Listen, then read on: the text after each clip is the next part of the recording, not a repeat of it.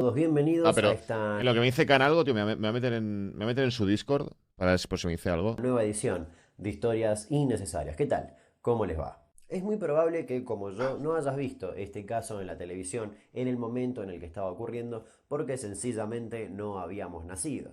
Los 12 sí que es turbio, pero es turbio, pero turbio en plan rollo que no puedo verlo en directo. A ver si no puedo verlo en directo, ¿eh? F a dormir estás por Dobus Pipi, ¿en serio, tío? No me jodas. Y por eso hoy te voy a hablar sobre el motín de Sierra Chica, el motín más sangriento y extenso de la Vale. historia argentina. Desde ya te aviso que si bien no hay ninguna imagen fuerte más que un video filmado desde lejos, el relato es impresionante en sí, así que si sos una persona sensible, nada, por las dudas, estás advertido. Empecemos. 30 de marzo de 1996. Todo transcurría normalmente en el penal de máxima seguridad de Sierra Chica, en Olavarría, Buenos Aires. Este La penal, o barrilla. mejor dicho, esta fortaleza, Hostia, fue construida en está cerca de, de las casas, 1831 ¿eh? por orden del presidente Julio Argentino Está cerca Roca, de las ya que casas, lo iban ¿eh? a utilizar como un fuerte militar para avanzar en la Las campaña del cárceles suelen estar desierto. Bueno, Es un penal mira, panóptico, está un sistema rollo. creado por Jeremy Bentham Está rollo en plan de aquí puede vivir tu tía Juanita. en 1791, que prácticamente significa que un solo guardia puede observar a todos los presos sin que ellos lo vean.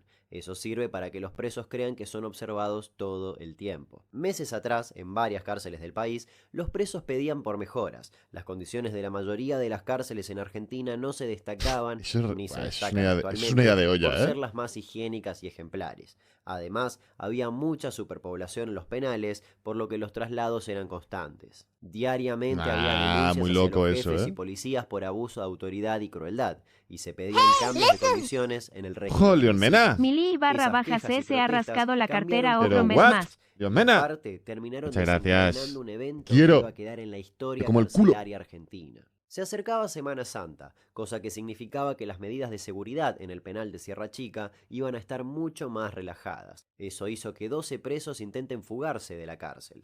12 presos bastante peligrosos Julia, muchas y gracias Julieta también Boy por el se ha terreno. unas rascado la condenas cartera. bastante graves. Te Estos presos agradece. eran Marcelo Popó Brandán Juárez, uno de los líderes de este grupo de 12. Para esa Por qué insultáis a la gente? fecha ya tenía 28 años y llevaba más de una década preso. Había empezado a robar a los 14 y estuvo 2 años en un reformatorio. Antes del intento de fuga, ya había sido condenado a 16 años por reiterados robos. Los otros miembros del grupo eran Miguel Chiquito Acevedo, de 24 años, Jaime Pérez Sosas, de 26 años, que estaba preso desde los 19, Héctor Nanini, que tenía una condena de 9 años y medio, Marcelo Quiroga, que había llegado 3 meses antes de que todo suceda y tenía una condena a 21 años por robos y lesiones. Oscar Sánchez era otro de los miembros, tenía cargos por un sinfín de delitos. Héctor Retamar tenía condena perpetua por un homicidio durante un robo y Marcelo Pérez estaba preso por haber robado un banco. Jorge Pedraza era otro de los líderes. Bueno, Víctor vale. Barrio Nuevo, que fue Madre del mía. MASEI, que es Carlos Ibáñez, administrativo del penal, y le pidió permiso para usar el teléfono público. Pero al segundo entró otro preso que le mostró un arma a los policías y les exigió que les entreguen las suyas. Otros 4 presos se ¿Y cómo sumaron cojones y consiguió tomaron el de arma? rehenes a 7 personas.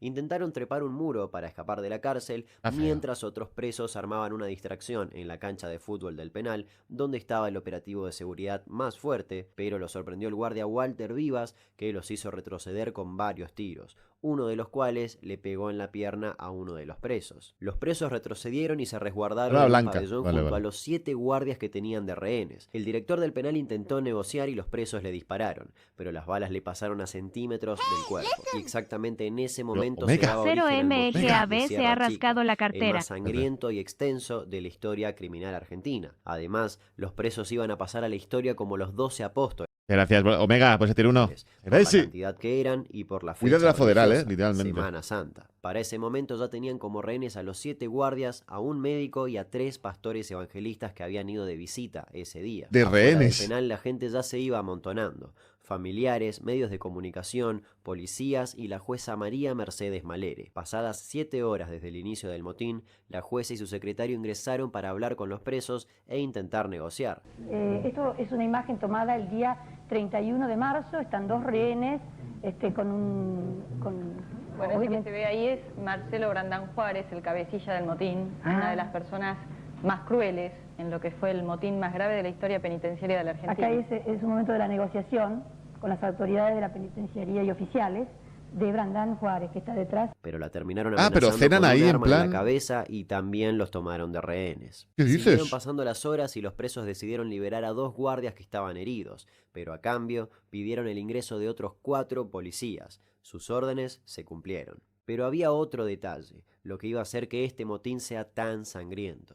Dentro del penal la situación estaba bastante complicada. Había 2 bandos entre los presos, el grupo encabezado por Brandán Juárez, el líder de este motín, y otro encabezado por Agapito Lencina, también condenado a perpetua. Según la versión que dan los 12 apóstoles, utilizaron el Agapito, motín tío. para matar a los presos de la banda contraria, que eran llamados arruinaguachos, es decir, Arruinaguachos. acusados de violar a otros presos o a los familiares de los mismos. Además, la banda de Agapito, repito, según la versión de los apóstoles, trabajaba ¿Qué para la pasó, policía. Ya, qué Goes? susto, tío. La puta que me parió. ¿Qué onda? Hostia, pensaba que era Damian. Pensaba que era Damian.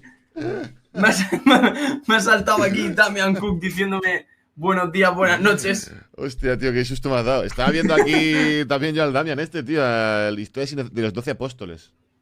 Sí, te han puesto a ver. Es buenísima esa historia, Me han liado. Sí, no, ya te digo, no la conocía. No la conocía. Soy súper indeciso, Hasta tío. portaban armas blancas sin problema dentro de la Soy cárcel. súper indeciso, tío. Eran básicamente los dueños Unos tier del list penal, random. pero eran Mira, me muy va de igual. odiados Me por va de los verga, otros tío. presos. Con un clima tan tenso, tanto Soy súper dentro indeciso, como tío. fuera Me del da igual, penal, tío. el caos no tardó en desatarse. Voy a acabar de ver El 1 esto y ya abril, está, tío. a las 10 de la mañana, uno de los miembros del grupo de Agapito fue rodeado por 4 presos. Le pegaron un balazo y lo remataron a puñaladas. En menos de media Te quedé hora de olla, mataron a ¿no? 6 presos más, hasta que llegaron a Agapito Lencina, que intentó sin éxito defenderse.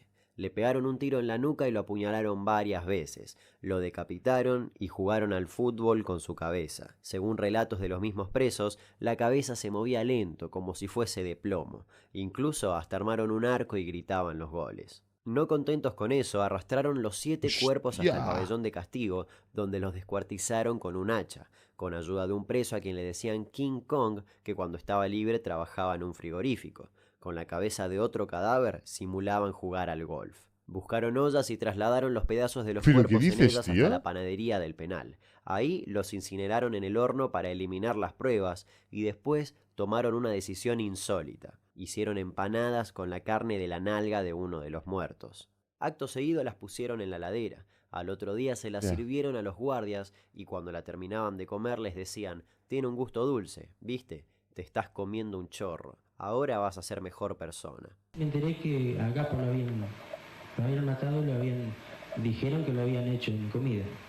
Después sentí un comentario que habían hecho guiso, que le dieron a la población. Interno Acevedo, chiquito Acevedo, que le dicen repartiendo empanadas.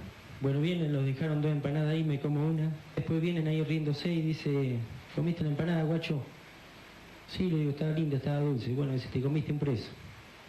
Y se reían ellos, dice, ahora va a ir para adelante. Dice, ¿Cómo se ríen? Se cree que 4 de los guardiacárceles fueron víctimas de este canibalismo involuntario. De los 7 cadáveres solo quedaron algunos pequeños huesos y dientes. Rápidamente el humo blanco se veía desde afuera de la cárcel. José Cepeda Pérez era otro preso que se negó a descuartizar un cadáver. Lo terminaron destrozando a cuchillazos y su cuerpo corrió la misma suerte que el resto de los cadáveres. Fue quemado en el horno. Según el relato de uno de los guardias que fue rehén ese día, Jorge Kroling, vio cómo le cortaban la lengua a algunos presos y las colgaban como si fuesen trofeos, con alfileres. Además, que a otro cadáver le sacaron las tripas y en cada tetilla le pusieron un ojo. Adentro, unos 1500 presos amotinados. Hostia, pero que era de Afuera, olla, ¿no? la gente no sabía nada de todas las muertes, solo escuchaban gritos y disparos. Ya han pasado más de 72 horas desde el intento de fuga y posterior motín en la unidad número 2 de Sierra Chica. El lunes, cuando Hostia, qué todo locura. suponía que la solución estaba cerca, otro intento de fuga frustró todas las esperanzas. La cárcel de Sierra Chica es tierra de nadie. Hermano, pero si Todos tenían, los si tenían la pabellones posibilidad de hacer todas esas movidas, tío. O sea, tenían... ¿Cómo no consiguieron al final escapar? O sea, ¿por qué no se escaparon? tío? Tomados. Existen 4 bandos entre los más de 1000 reclusos. Los enfrentamientos son continuos. ¿Qué le han dicho? ¿Qué novedades tiene usted? No había nada, desde ayer hace 4 días que estamos y no sabemos nada. Súper turbio, Maggi. Nada.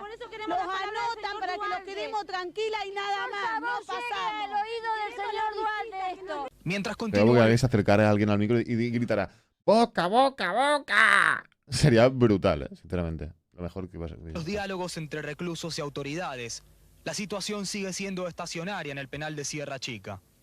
La lluvia y el intenso frío no fueron impedimento para que los familiares de los internos Podría pasar, expresaran su angustia. no me extrañaría, ¿no? Ya desde el quinto día que están así los chicos y es una angustia, esto cada vez se pone más tenso, más denso y no puede ser. Mientras tanto, en varias cárceles del país se veía un efecto contagio. Diferentes motines iban surgiendo, pero ninguno tan violento como el de Sierra Chica. Fin de semana con motines en varias cárceles. La situación en Sierra Chica, trágica. 5.000 presos amotinados en distintas cárceles de la provincia de Buenos Aires. En Sierra Chica tomaron como rehén a una jueza. ¿Qué es lo que piden en este momento, por favor? Digan la verdad que pasa con la gente de Sierra. Las negociaciones continuaban. Los 12 Hostia, qué apóstoles locura, querían armas y autos para escapar. Decían, queremos pirarnos o matamos a los rehenes, aunque hasta ese momento no habían matado a ningún rehén, solo a sus enemigos dentro de la cárcel. El gobernador del momento, Eduardo Dualde, pensó seriamente en tomar la cárcel por la fuerza, pero iba a ser demasiado arriesgado y peligroso. Sí, va a ser una locura, Recordemos tío. que una de las rehenes era la jueza. Dentro de la cárcel, entre tanta muerte, los presos se divertían tomando pajarito, una bebida que se prepara con levadura fermentada, agua hervida y cáscara de frutas, que al tomarla en grandes cantidades emborracha bastante rápido. Además habían saqueado la farmacia del penal, por lo tanto tenían una gran variedad de drogas legales a su disposición. Los presos se robaban entre ellos y hasta hay rumores de que incluso hubo algunas violaciones. Cuando llegaba el Hostia, anochecer, que me digo ya, el tío. penal se ponía aún más peligroso. Desde afuera solo se podían ver distintas fogatas en los techos y se escuchaban los gritos de los presos a los medios de comunicación.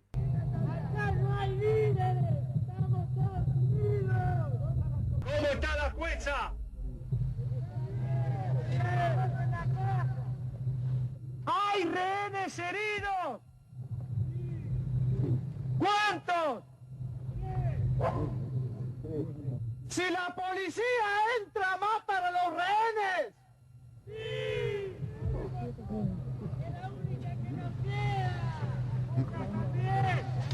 La primera a morir. Quien también Hostia, estaba bueno, dentro de la le ha hecho cárcel una era pregunta Carlos en plan- Eduardo Robledo Puch, más conocido como el Ángel Negro o el Ángel de la Muerte. Ha hecho una El pregunta un máximo poco, asesino ¿sabes? serial de la historia criminal argentina. Refiero, no sé. Un hombre que entre 1971 y 1972 mató a 11 personas, a todas por la espalda o mientras dormían. Técnicamente ya debería estar afuera de la cárcel porque ya cumplió su condena, pero ya nos adentraremos en eso en otro video. Robledo Puch El día sí. del motín, Robledo Puch se refugió con una Biblia en la capilla del penal junto a todos los presos del pabellón 10, que es el pabellón de diversidad de género, y todos los otros presos de otros pabellones que no querían tener nada que ver con el motín. Se encerraron hasta el último día. Según dicen, no había agua y se mantuvieron con vida tomando su propia orina y alimentándose de algún pedazo de pan que alguien les tiraba desde el otro lado del muro cuando no había presos peligrosos cerca. El jueves 4 de abril, el jueves santo, los presos entregaron un petitorio. El gobierno se comprometió a acelerar las causas judiciales y aplicar la ley conocida como 2x1, que permitía contar dobles los días en prisión después de 2 años sin sentencia. Además, las autoridades les prometieron a los 12 apóstoles que los iban a trasladar a un penal federal ya que tenían miedo a venganzas de los policías. Los presos informaron que iban a entregar el penal, pero recién el día domingo. Eligieron ese día porque los presos querían que ese sangriento motín sea el más extenso de la historia argentina. Pero había otra razón para extender la entrega de la cárcel. Estaban intentando cavar un túnel para escapar. Según Pedraza, uno de los líderes, habían logrado cavar unos 21 metros de túnel, pero todavía faltaban unos 15 metros, y ya tanto los rehenes como los presos estaban agotados, mental y físicamente. Finalmente llegó el domingo, domingo de Pascua. Por perrería lo dejas de hacer en plan de mira, ya. Los Hoy no, policías esperaban para a el que domingo los rehenes ya. sean liberados, pero Brandán Juárez sorprendió con un último pedido. Yo no entrego el penal si no me traen a mi vieja, gritó mientras mostraba un arma. Ese pedido volvió a frenar absolutamente todo, ya que la Pero madre de loco. Popó no podía llegar hasta antes de las 20 horas. El operativo corría riesgo y tenía que suspenderse hasta el otro día. Hasta que un preso, que ya llevaba muchos años en la cárcel y que no quería tener nada que ver con el motín, le dijo a un policía que le consiga pastillas. El otro apodo de Juárez, aparte de Popó, era Falopa. por obvias razones. Le ofrecieron los calmantes diciéndole que era para que esté más tranquilo hasta que llegue su madre y los tomó sin dudarlo. El resultado, lo sacaron de la cárcel encorvado, casi sin poder caminar, completamente drogado, poniendo así, después de 8 días, 8 muertos, muchos heridos y empanadas de carne humana, fin al motín. Tengo el honor y la alegría que en este domingo de paz el Orlandito hubiese sido ese, es que se ha firmado un acuerdo que vuelve el penal Unidad 2 de Sierra Chica a la normalidad. Bueno, normalidad. Los internos, para garantizarles los traslados pedidos, la integridad física de todos los comprometidos y la ausencia de todo tipo de represalias como consecuencia de estos acontecimientos. Te digo, tío, ¿hasta qué punto? O sea, quiero decir, te acabas de cargar a no sé cuánto, a 8 personas, has hecho empanadas de... Bueno, es que no se sabía, ¿no? Igual, claro. En todo ese momento, nadie... claro, es que nadie fuera sabía que habían muerto tanta gente. Pero me refiero... O sea, sabiendo que has matado a Peña y tal, tío, ¿cómo puedes después decir, no, tal, yo, mira... A mí que no me hagan nada, ¿sabes? Pero acabo de matar a no sé cuántos, tío. O sea, he jugado con la cabeza de una persona al fútbol, tío. ¿Sabes? O sea, ¿cómo cojones tienen los huevos de llegar y decir, mira, a mí que no me hagan nada, tío? O sea, yo lo que queráis, pero a mí que no me toquen, ¿sabes? La rolean bien, sí que es verdad. Nada más. Seguimos aguardando. Allí comienza el ascenso, acompañados por funcionarios de seguridad. Marcelo Brandán Juárez, Oscar Nelson Olivera Sánchez, Carlos Villalba Macei,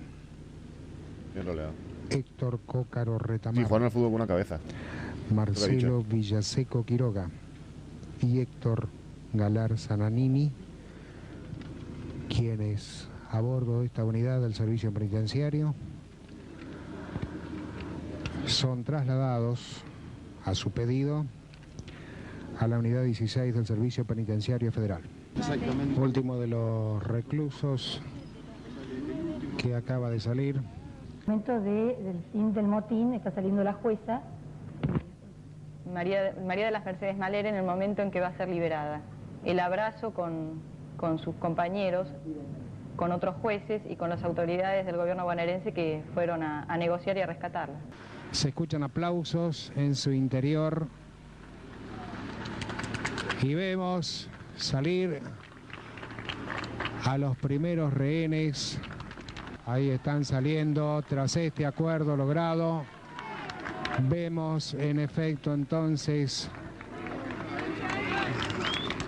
a algunos de los rehenes.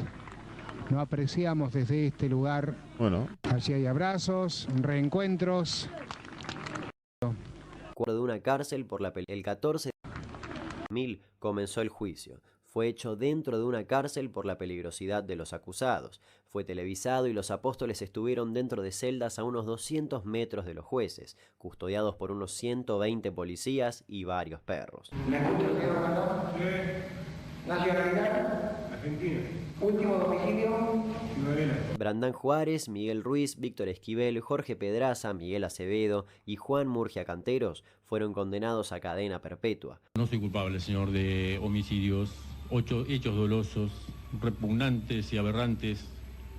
Si fueron o no fueron, no los vi. ¿Quiénes eran los que mataban? No sé decirlo. Sé que el que andaba en eso era Brandán.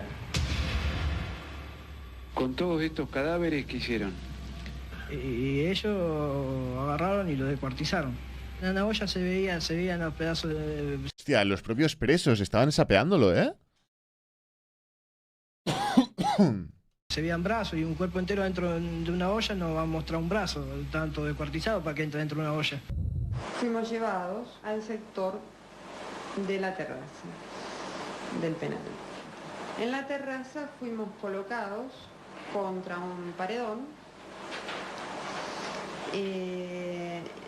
enfrentando, creo que era el grupo Halcón el que estaba en ese momento, armado. Me inclinaron por sobre el paredón pero diciéndome que no me preocupara, que no iba a llegar al piso. ¿Por parte de los internos hacia usted tuvo alguna agresión física en algún momento? No, solo una vez, una noche, Luis Dávalos me golpeó con el puño en la cabeza. En mi habitación el interno Miguel Ruiz Dávalos, al que le decían el paraguayo, queriendo herirme con una faca, a la vez Una que faca. decía que quería matarme.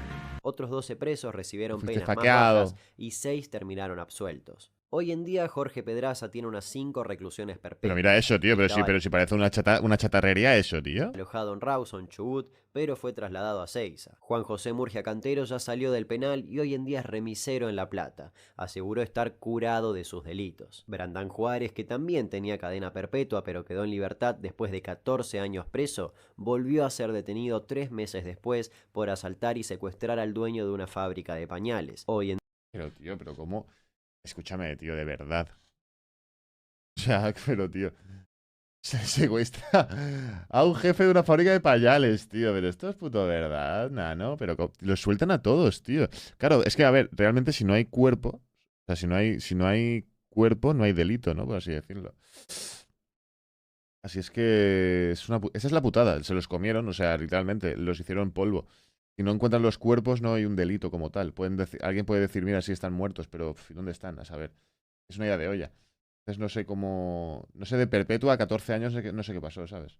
día sigue preso. Gorosito Ibáñez se fugó de una cárcel de Mendoza, pero fue detenido nuevamente en el 2013 por una causa de drogas. Se lo conoce como el panadero por el temita de las empanadas. Por el Ariel temita, Acuña ¿eh? Mancilla fue condenado a 15 años de prisión. También confesó ser uno de los que cocinó las empanadas de carne humana. Recuperó la libertad en mayo del 2015, pero la policía lo encontró armado con un cuchillo y cortándose a él mismo y amenazando con herir a su familia y vecinos. Cuando la policía intentó Esa calmarlo, peña, tío. Acuña los atacó y fue herido de un balazo. Está libre y fue el que más se paseó por canales de televisión. Gustavo Javier Arín fue apodado como el Pelado Maradona por haber jugado al fútbol con la cabeza del Gapo Lencinas. Fue detenido nuevamente acusado de liderar una banda de piratas del asfalto. Miguel Chiquito hace... ¿Piratas del asfalto? ¿Qué mierda es eso, tío?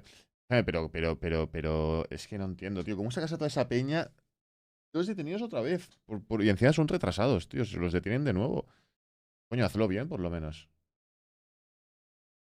Hazlo bien, por lo menos, tío. Van camiones en la ruta. Ah, ok. Acevedo Barrio Nuevo también había sido condenado a perpetua, pero falleció en abril del 2007 tras agonizar 8 días después de haber sido herido con facas en una pelea entre internos. Y por último, Rubén Darío Canto Ramírez también fue condenado por el motín, pero murió de 5 tiros en 2013. Se lo conocía como el apóstol arrepentido y se cree que lo asaltaron. Era cartonero y había intentado cambiar su vida. El motín de Sierra Chica inspiró películas y series. En 2014 se estrenó la película... Eso pinta que ese habló más de la cuenta y los 5 tiros se los dieron por algo, ¿eh? Película Motín de Sierra Chica de Jaime Lozano e incluso hay muchas referencias a este motín en el Marginal 2. Lo más triste de todo es que después de todo este episodio, algunas cosas cambiaron, sí, pero otras siguen exactamente igual. Teniendo en cuenta el estado actual de las cárceles en nuestro país, que incluyen sobrepoblación, abusos de autoridad, hacinamiento, violencia entre los presos, dificultad de acceso a derechos básicos como alimentación, salud y educación, y una larga lista de etcéteras, no es impensado ni poco probable que vuelva a ocurrir un motín de estas características. Las cárceles de nuestro país necesitan un cambio. La última cárcel se hizo en 2021. Uno de los 12 apóstoles está trabajando de cuida coches en la calle que tengo mi negocio un peligro. Argentina no lo entenderías. Ya de olla, tío. Esta nueva edición de Historia. Claro, pero esto realmente lo que hace es postular un debate bastante interesante, ¿eh? 2001. No sé si he dicho 2021, pero bueno, da igual, 2001. Postula un debate bastante interesante esto. ¿Hasta qué punto las cárceles... O sea, ¿hasta qué punto las cárceles sirven? Me refiero... ¿Hasta qué punto la cárcel sirve como reeducación? Sirve como... que puede haber gente que redima sus actos, ¿no? Por así decirlo. Pero ¿hasta qué punto te sirve como reinserción la cárcel? ¿Sabes? O sea, este tipo de cárceles, porque después hay cárceles y cárceles. Hay cárceles en las cuales sí que están más enfocadas a garantizar esa reinserción. Cárceles que están vacías. Hay países en los que las cárceles están prácticamente vacías, porque no hay, el índice de delincuencia es bajísimo, ¿sabes? Entonces, ponía el 50% de la gente que sale de prisión vuelve a ser detenida. 50% de la gente que sale de prisión vuelve a ser detenida. Vuelve a ser ingresada en prisión. Es una locura eso, ¿eh? Entonces, es que claro, es todo, ¿no? En plan, es un poco todo. Si obviamente si un país está bien, no lleva a la gente a delinquir y etc. y etc. Pero aún así, no sé, o sea, ¿pueden servir las cárceles para reinsertar a la gente de verdad? En Argentina no funciona, se supone que las cárceles son para según la Constitución. Nada, pero en todos los sitios. Aquí en España también sucede eso. O sea, aquí en España hay gente que sale reinsertada, pero yo conozco casos de gente que la han detenido por tráfico de drogas, etc, etc. Y salen y al cabo de los años los pillan otra vez, tío, por tráfico de drogas otra vez. Hostias, joder. Tío, has estado encerrado 2 años en la puta cárcel, ¿sabes? Entonces, yo qué sé, tío, no sé, puedes intentar pensar. Tengo 25 años, sí. ¿Tú eres una persona que haya asesinado a una persona puede volver a la sociedad? Una persona que haya asesinado a una persona, es que es un debate muy puntiagudo, ¿eh? Es un debate muy peleagudo. El asesinato ya es algo muy tocho, tío. Es algo muy tocho. Entonces, no sé hasta qué punto. Salir a la sociedad, no. Sí que es verdad. Cadena perpetua, tal. Es que. Cadena perpetua al final es como si mataras a alguien. Eso no. Pero cadena perpetua de verdad. No. La cadena perpetua al final es como si matas a alguien, literalmente. Entonces, bueno.